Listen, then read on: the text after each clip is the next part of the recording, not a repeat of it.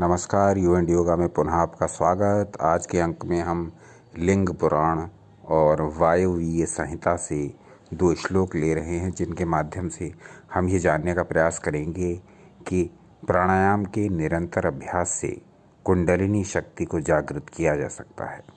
योग साधना का जो महालक्ष्य है, चरम लक्ष्य है, उसको प्राप्त किया जा सकता है यदि हम प्राणायामों का निरंतर अभ्यास करें। तो इसको देखते हैं किस प्रकार से शास्त्रों में इसका वर्णन है।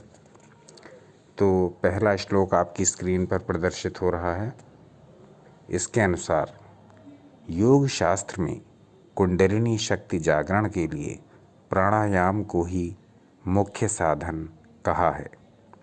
योग शास्त्र के कथन अनुसार प्रथम प्राणायाम से धर्म,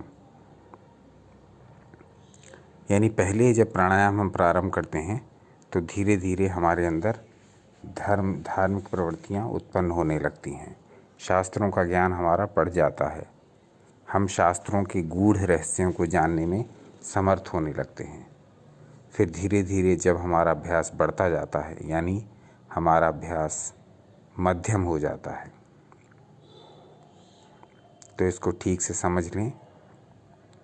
जब हम अभ्यास कम मात्रा में करते हैं, प्रथम कम मात्रा में करते हैं और अनियमित रूप से करते हैं, यानी प्राणायाम का अभ्यास तो होता है परंतु वो बहुत दृढ़तापूर्वक और बहुत ही रेगुलर नहीं होता, तब इसके लिए कहा गया कि ये अभ्यास प्रथम प्रकार का है। तो ये जब अभ्यास करते जाएंगे तो धर्म की प्रवृत्ति बढ़ती जाएगी, धर्म का उत्थान होगा, शास्त्रों को समझने में आसानी होगी। जब हमारा अभ्यास थोड़ा अच्छा होगा, यानी हम नियमित भी अधिक होंगे और हम थोड़ा ज़्यादा सिंसियरिटी के साथ अभ्यास करेंगे, यानी हमारा अभ्यास मध्यम हो जाएगा। तो ये मध्यम जब अभ्यास हो जाएगा तो शरीर में कंप उत्पन्न होता है, कंपन, वाइब्रेशंस फील होंगे विभिन्न प्रकार के विभिन्न अंगों में, यदि हमारा अभ्यास नियमित है और मध्यम है। लेकिन यदि हमारा अभ्यास धीरे धीरे उत्तम होता गया, यानी कि हमारे अभ्यास का समय भी बढ़ गया और हमारा अभ्यास नियमित ही होने लगा, यानी बहुत रेगुलर, बहुत ही पंक्चुअल और बहुत ही विश्वास और श्रद्धा के साथ यदि हम उसको नियमित कर गए, तो ये हमारा अभ्यास कहलाएगा उत्तम अभ्यास। और इस उत्तम अभ्यास का क्या फल बताया गया है? प्राण का उत्थान होकर कुंडलिनी शक्ति जागृत होती है। प्राण का उत्थान होकर कुंडलिनी शक्ति जागृत होती है। इसके लिए स्पष्ट कह दिया गया है इन्हीं श्लोकों में जो लिए गए हैं लिंग पुराण और वायवीय संहिता से, पहला और दूसरा श्लोक जो कि आपकी स्क्रीन पर प्रदर्शित हो रहे हैं। तो इनमें कहा गया, आनंदोद्भव योगार्थ निद्राधूर स्थितैव च रोमांच ध्वनि संविद्ध सांग मोटन कंपनम भ्रमणं स्वेद जल्पाश्रु संबिन्मूर्छा भवेद्यदा तदोत्तमोत्तमं प्रोक्तः, क्षमा करें, तदोत्तमोत्तमः प्रोक्तः प्राणायामः सुशोभनः। तो स्पष्ट कह दिया गया है कि जब कुंडलिनी शक्ति जागृत होकर क्रियाएं करती है तो इनसे भी बढ़कर प्राणायाम बिना परिश्रम के स्वतः ही होते हैं। तो पहले आप प्राणायाम को करना प्रारंभ कर दें, पहले आप प्राणायाम को रेगुलर करना स्टार्ट कर दें, फिर प्राणायाम आपसे स्वयं ही कार्य लेने लगेगा, यानी उसकी क्रियाएं आपको इस प्रकार का बना देंगी कि आप स्वयं ही प्राणायाम का अभ्यास करेंगे। आपका अभ्यास न सिर्फ उत्तम होता जाएगा, बल्कि प्राणायाम की बहुत सारी सूक्ष्म बातें आपको धीरे धीरे प्राणायाम के अभ्यास के साथ साथ पता लगने लगेंगी। तो क्या होगा, कहा गया इनसे भी बढ़कर प्राणायाम बिना परिश्रम के स्वतः ही होने लगते हैं। पहले आपको परिश्रम करना पड़ेगा। प्राणायाम करना आपको बोझ लगेगा, प्राणायाम करने में आपका मन नहीं लगेगा, परंतु जैसे जैसे आप प्राणायाम का अभ्यास बढ़ाते जाएंगे, प्राणायाम का अभ्यास आपको आनंद देने लगेगा। वही अभ्यास आपसे नए नए अभ्यास कराएगा और प्राणायाम की सूक्ष्म से सूक्ष्म बातें आपको अनुभव होने लगेंगी। कहा गया उनसे साधक को महा आनंद के चिन्ह, ये महा आनंद के चिन्ह क्या हैं जो आपको फील होंगे प्राणायाम के निरंतर अभ्यास द्वारा, वो हैं घूरना, ऐसा लगेगा शरीर घूम रहा है, योग निद्रा तथा रोमांच उद्भव होते हैं, शरीर में रोमांच होगा। योग निद्रा का अनुभव होगा, जिस प्रकार की गहरी और शांत नींद, जिस प्रकार का गहरा और शांत विश्राम आपको प्राप्त होगा, वो आप स्वयं अनुभव करेंगे। तो जब आपका अभ्यास बढ़ता जाएगा प्राणायाम का, तो आपको ये लक्षण प्रतीत होने लगेंगे अपने शरीर में, अपने मन में, जो हैं घूरना, योग निद्रा और रोमांच। और जब ये अनुभव होंगे तब साधक आनंद आवेश में आकर ओम की ध्वनि करने लगता है और उसके शरीर में क्या क्या परिवर्तन होते हैं ये बताया गया है। मरोड़ना, मरोड़, शरीर अब मुड़ जाएगा अपने आप, अलग अलग अंग मुड़ने लगेंगे, कंपन होगा, भ्रमण, चलना होगा, प्रस्वेद, पसीना आएगा आदि, आनंद आंसू बहने लगते हैं। तो ये बहुत सारे लक्षण बता दिए गए हैं लिंग पुराण और वायवीय संहिता में। तो जैसे यहाँ कहा गया श्लोक संख्या 2 में, भ्रमणम स्वेद जल्पाश्रु संबिन मूर्छा भवेद्यदा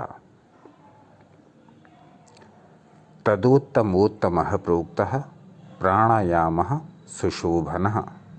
प्राणायाम का जब अभ्यास होता चला जाएगा तब ये लक्षण अभ्यास के परिपक्व होने पर आपके शरीर में स्वयं प्रकट होने लगेंगे, जैसे भ्रमण, स्वेद, जल्पाश्रु, संबिन मूर्छा भवेद्यता। तो जैसे कि पहले बताए हैं कि इस प्रकार के लक्षण उत्पन्न होंगे, शरीर मुड़ने लगेगा, जगह जगह से कंपन होने लगेगा, शरीर में चलना की प्रवृत्ति आएगी, पसीना निकलने लगेगा, रोमांच होने लगेगा, आनंद के आंसू बहने लगेंगे। तो इस प्रकार के बहुत सारे अनुभव होंगे जब प्राणायाम का अभ्यास हमारा उत्तम श्रेणी का होगा, यानी नियमित होगा और बड़ा श्रद्धापूर्वक और रुचिपूर्वक होगा।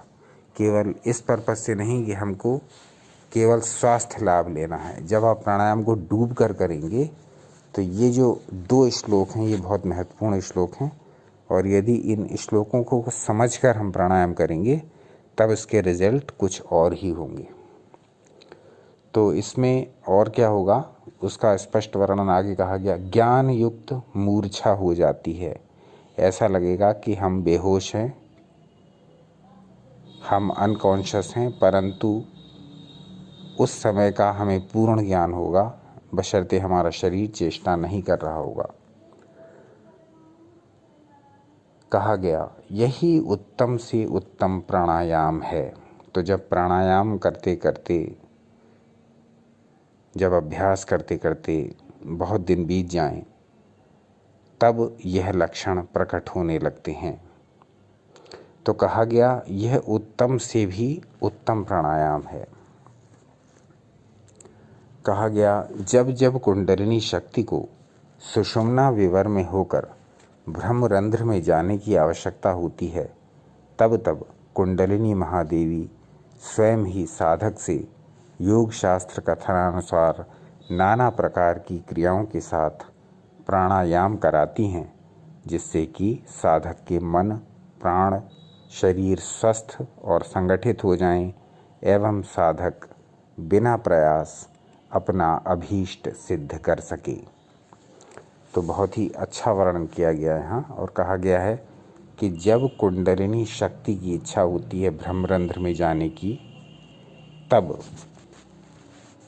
यह शक्ति स्वयं ही साधक से ऐसी क्रियाएं कराती है प्राणायाम के माध्यम से, जिसमें बिना किसी प्रयास के उसके मन, प्राण और शरीर ऊर्जावान हो जाते हैं, एनर्जाइज हो जाते हैं। तो इसमें मुख्य रोल हमारा है हमारे प्राणायाम के अभ्यास का। हमारे स्वयं के प्राणायाम का अभ्यास यदि उत्तम होगा, श्रद्धापूर्वक होगा, रुचिपूर्वक होगा, विश्वासपूर्वक होगा, सिंसियर होगा, रेगुलर होगा, तो जब हमारा अभ्यास इस प्रकार का होता जाएगा, तब कुंडलिनी शक्ति हमसे स्वतः ही वह क्रियाएं कराती जाएगी जिससे हम आनंद के पथ पर बढ़ते चले जाएंगे बिना किसी प्रयास के। हमें अतिरिक्त कोई प्रयास नहीं करना है, हमें अतिरिक्त कोई दीक्षा नहीं लेनी है, हमें अतिरिक्त कोई अन्य परिश्रम नहीं करना है। हमको केवल अपने प्राणायाम का अभ्यास बढ़ाते जाना है और उस अभ्यास में रुचि, श्रद्धा और विश्वास को बढ़ाते जाना है। तो जब प्राणायाम को इस प्रकार से किया जाता है, तब कुंडलिनी शक्ति जागृत होकर के हमें उस परमानंद की दिशा में ले जाने के पथ पर चला देती है, जो पथ परमानंद का है, जो पथ मुक्ति का है, जो पथ मोक्ष का है, जो पथ ईश्वर से मिलने का है, जो पथ सारे शारीरिक मानसिक विकारों को नष्ट करने का है। तो इसी विषय को और थोड़ा सा खोलते हुए आगे चलते हैं और देखते हैं। इसी तरह कुंडलिनी महाशक्ति साधक को कई प्रकार के प्राणायाम भी कराती है, जैसे कि सूर्य भेदन, उज्जाई, शीतकारी, शीतली, भस्त्रिका, भ्रामरी, मूर्छा और प्लाविनी। फिर से समझ लें इसको। सूर्य भेदन, उज्जाई, शीतकारी, शीतली, भस्त्रिका, भ्रामरी, मूर्छा, प्लाविनी, ये 8 प्रकार के कुंभक प्राणायाम हैं। इनके सिवा बाह्य अभ्यंतर और स्तंभ वृत्ति तथा केवल कुंभक प्राणायाम हैं, जो आवश्यकतानुसार साधक को स्वतः ही होने लगते हैं। इन सब का वास्तविक विज्ञान योग साधना करने से ही जाना जा सकता है। इसके साथ ही साधक को पंचभूत के तत्व का समूह का ज्ञान स्वयं ही होने लगता है।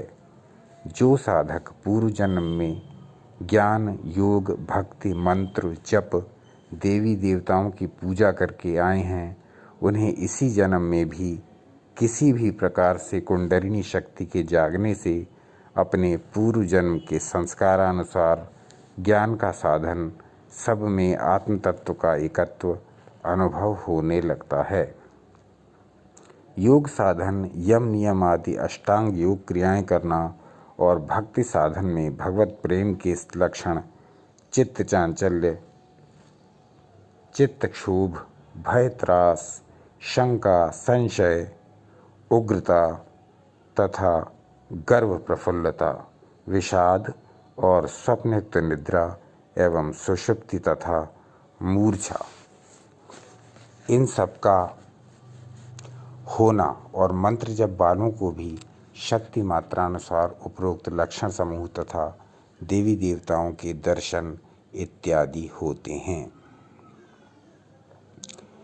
सब साधकों को एक सी क्रियाएं नहीं होती, क्योंकि सबका निर्माण अलग प्रकार से हुआ है, सबका डीएनए अलग है, सबका आई कोड अलग है, सबके फिंगरप्रिंट अलग हैं, हम सब यूनिक हैं, अद्भुत हैं। तो हमारी जो रिज़ल्ट हैं हमारे कर्मों के, वो एक से कैसे हो सकते हैं? हमारी साधनाओं के रिज़ल्ट एक से कैसे हो सकते हैं? जबकि परमपिता परमात्मा ने हम सबको यूनिक बनाया है, अद्भुत बनाया है। तो इसीलिए जो हमारी साधनाएं हैं, उनके परिणाम भी भिन्न भिन्न होते हैं। तो कहा गया, सब साधकों को एक सी क्रियाएं नहीं होती, हर एक को प्रकृति अनुसार परिणाम मिलते हैं। चूँकि हर एक की प्रकृति और प्रवृत्ति विभिन्न है, इसलिए साधकों के अनुभव और क्रियाएं भी विभिन्न होती हैं। क्योंकि प्रत्येक साधक के संस्कारों की भिन्नता के कारण सबकी क्रियाएं एक सी नहीं हो सकती, परंतु सबकी साधनाओं का अंतिम फल समाधि का ज्ञान और मोक्ष यह एक ही हैं। तो आज के अंक का सार ये है कि यदि प्राणायाम को सिंसियरली किया जाएगा, प्राणायाम को रेगुलर किया जाएगा और प्राणायाम को विधिपूर्वक किया जाएगा, तो इस प्राणायाम के अभ्यास मात्र से ही कुंडलिनी शक्ति जागरण हो सकता है। तो आज के अंक में ये जो 2 श्लोक हमने लिए हैं, जो आपकी स्क्रीन पर प्रदर्शित हो रहे हैं, इन श्लोकों के माध्यम से हमको यह बहुत महत्वपूर्ण जानकारी मिली है। और इस जानकारी का जो लोग लाभ उठाना चाहें वो निश्चित उठाएं। इसमें जो अन्य अभ्यास दिए हैं, 8 प्रकार के प्राणायाम दिए हैं, कुंभक, प्लाविनी आदि, यदि उनके विषय में अलग से आपको जानकारी चाहिए तो कमेंट बॉक्स में लिखिए। उन 8 प्रकार के व्यायाम के बारे में अलग से एक वीडियो बना दिया जाएगा। तो बने रहिए, देखते रहिए यू एंड योगा। अपना अनमोल समय हमें देने के लिए बहुत बहुत धन्यवाद।